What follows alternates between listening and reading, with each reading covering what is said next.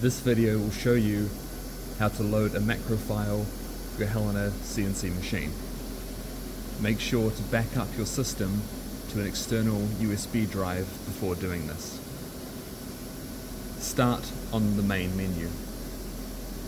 Press Next to get to System Admin.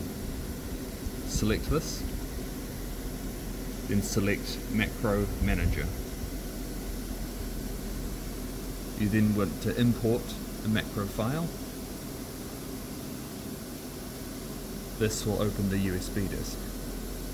Scroll down until you find the file T0000.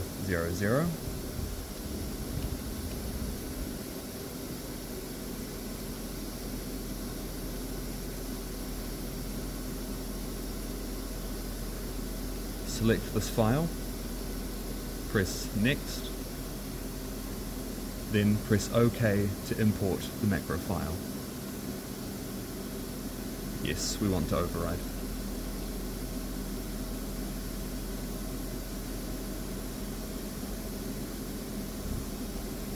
Now it has been successful. Press OK.